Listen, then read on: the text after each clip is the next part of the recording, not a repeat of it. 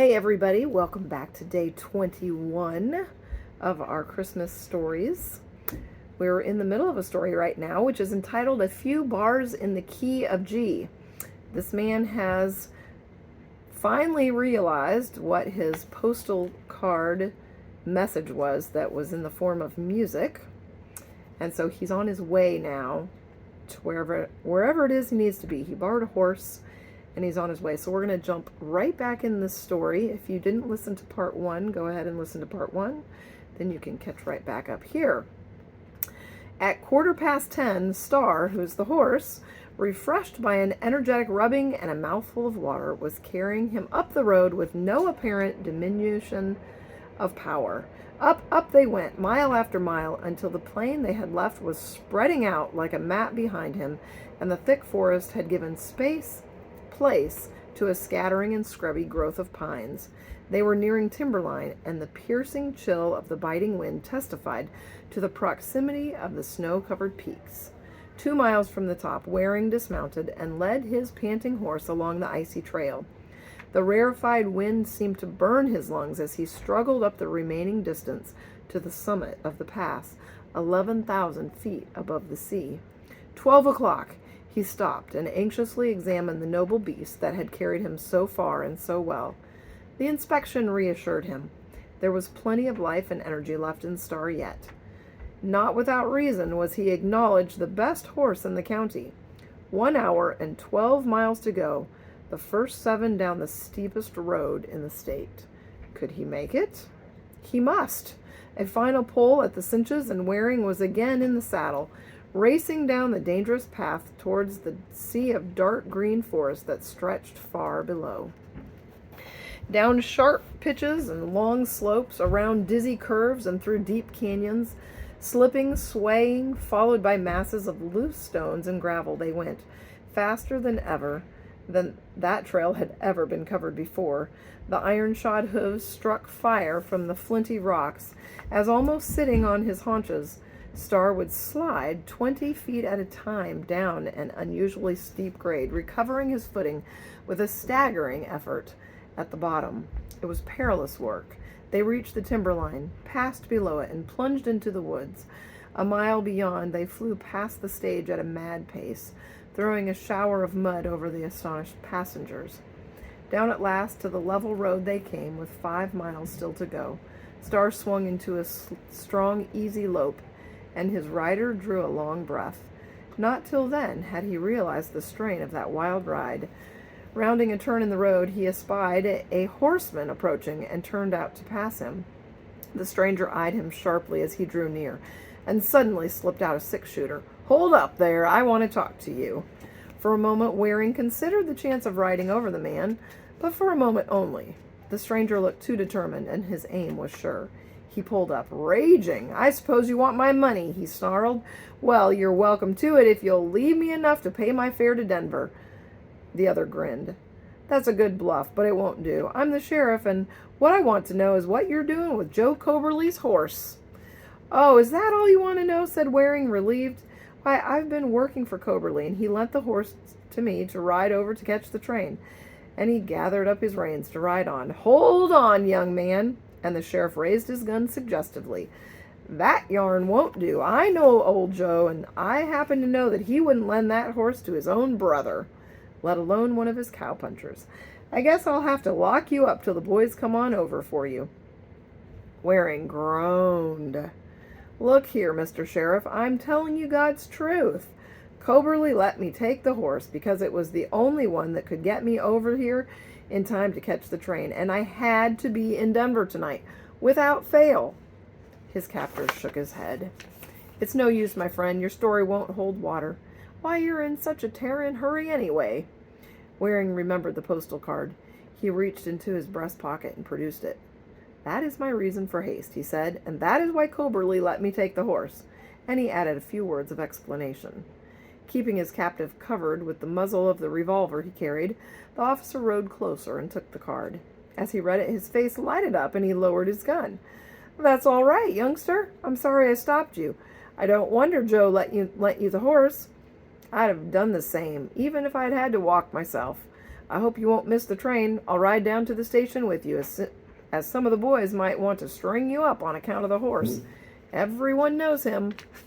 Overjoyed at this satisfactory turn of affairs, Waring touched Star with his spur and rode forward, with the repentant sheriff by his side, their horses in a rapid gallop. Mounting a rise, they saw the town before them, a mile distant. The train was at the station. Another touch of the spur, and Star stretched out into a run that gradually left the sheriff behind, well mounted though he was. A half-mile yet to go, a quarter. The black smoke began to come in heavy puffs from the funnel of the engine, and the line of cars moved slowly away from the station. Then it was that Star showed the spirit that was in him. The squirt felt sharply on his flank for the first time that day, and he bounded forward and swept down upon the town like a whirlwind.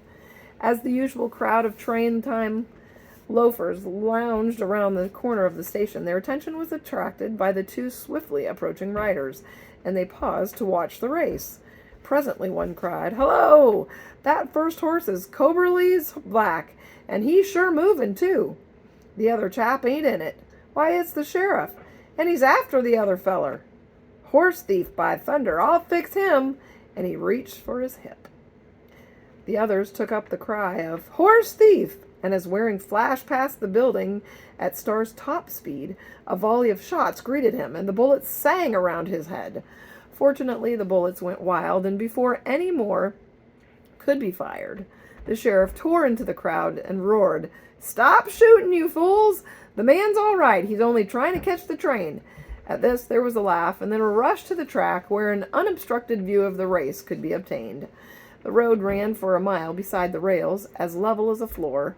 The train was gathering speed with every revolution of the wheels, but Star was traveling too, and gaining at every jump. The crowd at the station danced and howled in their excitement. "Will he make it? He's a-gainin'. Look at that horse go. Whoa, he's movin'. Hooray for the Black. He'll make it. He'll make it." Waring, with his eyes fixed and jaw set, was riding desperately. 30 feet. The spectators in the doorway of the last car gazed breathlessly. 20 feet, and Star straining every muscle and nerve of his body. 10 feet, and still he gained. Only 5 feet now. Inch by inch he crawled up. He was abreast of the platform. Swerving his flying horse closer to the track, Waring leaned over and, grasping the railings with both hands, lifted himself up from the saddle, kicked his feet from the stirrups, and swung himself over to the step of the car. The faint sound of a cheer reached him from the distant depot. After calmly accepting the enthusiastic congratulations of the passengers who had witnessed his dramatic boarding of the train, Waring dropped into a seat with a sigh of relief, and was soon lost in thought. He was roused from his reverie by a touch of the arm, and turned to find the conductor standing beside him. The sight of that official reminded him of the necessity of paying his fare, and he reached into his pocket for the required cash. His fingers encountered nothing more valuable than a knife and some matches. The other pockets were equally unproductive. Then he remembered, with a shock, that he had put his money in the little bundle, at that moment firmly attached to his saddle, some miles to the rear. It was maddening. There was nothing to do but throw himself on the mercy of the man in the blue uniform. That person heard his excuses with an impassive face and merely announced that he would have to get off at the next station. This was not at all in accordance with Waring's plans, and he endeavored to impress upon the conductor the importance of his being in Denver that evening. He might as well have addressed the Sphinx, so far as any effect his words had on the official, who had to answer to his entreaties. "I'd lose my job if I let you ride free. You'll have to get off. It's only 10 miles back to Empire, and if you left your money on your saddle, you can soon get it again. That is, if no one has swiped it before you get there." Waring grew desperate. Was his ride, after all, to be fruitless? He remembered his reason for haste and decided to take the conductor into his confidence. Leaning over, he whispered something quickly into his ear and ended by showing him the postal card. At first the man looked incredulous, but a glance at Waring's earnest face reassured him. His expression softened, and he handed back the card with a sigh. I reckon I'll have to fix it for you, but the only way I can do it is to pay your fare out of my own pocket." "I'll do that, and you can send me the money."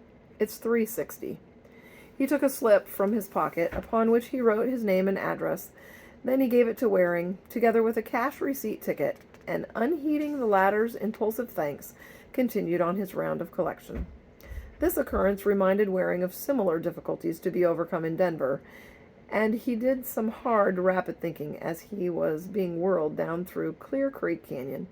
But by the time the train shot past Table Mountain and out to the plain, his face bore a confident smile. The postal card had served him well thus far. Perhaps its mission was not yet ended. The car wheels were still turning when he rode through the big station, his heavy spurs ringing on the marble floor. Jumping into a carriage, he was driven to the nearest drugstore, where he consulted a directory. "Number 900 South 17th Street, he cried, as he re-entered the vehicle. Arriving at his destination, he sprang out and saying, "Wait!" or he ran up the steps at a palatial residence. To the dignified butler who opened the door, he said, "I wish to see Mr. Foster. My name is Waring. I haven't a card with me." Instinctively perceiving the gentleman beneath the rough flannel shirt and mud-covered chaps, the servant politely ushered him into the reception room, saying that he would see if Mr. Foster was in. Apparently he was, for he appeared almost immediately, the personification of keen-eyed, well-groomed finesse. "What can I do for you, Mr. Waring?" That young man took in every detail of his appearance, and he realized that he had a hard-headed man of business to deal with. "Mr. Foster," he said, "you are the president of the Denver National Bank, which I believe handles the western interests of the Second National Bank of Boston." The other bowed, and Waring continued, "I have an account at the Second, and I want you to cash a check for me. It is after banking hours, I know, and even if it were not, I have no immediate means of identification." The banker's features stiffened perceptibly, but Waring went on, "It is of the greatest importance that I take the Eastern Express tonight, or I would not come to you in this irregular way." "One moment, Mr. Waring. Pardon me for interrupting you, but it will save your time as well as mine if I say that what you ask is impossible, as you should know. My advice to you is to wire your bank for the money." Waring broke in impatiently. "Of course, I know I can do that. But it means a day's delay, and that is what I want to avoid. See here, Mr. Foster, I am willing to pay any amount within reason for the accommodation, if you will oblige me." The president began to look suspicious. "It must be a very urgent matter that requires such haste," he said sarcastically. "Really, Mr. Waring, I must positively decline to do anything for you." "It is an urgent matter," cried Waring. "I was about to explain it to you," and he went on and told of the postal card and its purport, adding a brief account of his efforts to get to the city in time to take the train that night. "Let me see the card," said the banker. His voice had taken on a different inflection. Waring handed him the bit of pasteboard that had played such an important part of his adventures. Mr. Foster scrutinized it. "From what is this taken, did you say?" Upon hearing the answer, he left the room, to return in a few moments with a rather bulky musical score, which he laid upon the table, and turned the pages until he found what he sought. Carefully he compared the music on the card with that on the printed sheet. Then, turning to the younger man, he said in a kindly voice, "I will assist you, Mr. Waring. It will, of course, be a purely personal accommodation, as it is contrary to all my business methods. But I cannot resist such an appeal as this. Also, I consider myself a good judge of faces, and I feel safe in trusting yours. What amount do you require?" Waring fairly beamed with joy. $100 will be sufficient," he replied. The banker motioned towards a desk. "Make your check out for $150. You will need that much, unless you care to travel in your present costume." Waring made out the proper form and handed it to the banker. The latter dropped into the vacated chair before the desk and rapidly wrote a check for a like amount, which he passed over, saying, "You can cash this at the Brown Palace Hotel. I will phone the cashier, so you will have no trouble." Waring tried to thank him, but he would not listen. "You are perfectly welcome, my boy. I am glad to be able to help. I envy you with all my heart. I would give half of all that I own to be in your position." And his voice trembled a little. "You have my best wishes for a pleasant journey. Goodbye." A cordial hand grasp, and Waring ran down the steps with a light heart, his way at last clear before him. "Telegraph office!" he shouted.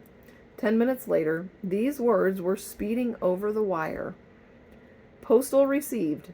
Arrived Boston Friday night. See Luke 113. Jack." When the Chicago Limited pulled out of Denver that evening, John Talbot Waring, clean-shaven and attired in garments of the most approved cut, was standing on the rear platform of the last Pullman, softly humming a passage from the great oratorio, The Messiah. There was a tender light in his eyes as he gazed at the postal card that he held in his hand. And the words he sang were, "For unto us a child is born, unto us a son is given." At that same moment, 2,000 miles away to the east, a pale young wife was holding a telegram close to her lips. An open Bible lay on the bed beside her. Turning softly among her pillows, she glanced lovingly at the dainty cradle and whispered, "Thou shalt call his name John." What a neat story. It kind of kept us hanging there for a while. Didn't tell us what it was all about. But what a neat little story. I hope you have a wonderful Christmas. I hope you have a wonderful evening, and I'll see you tomorrow for another story.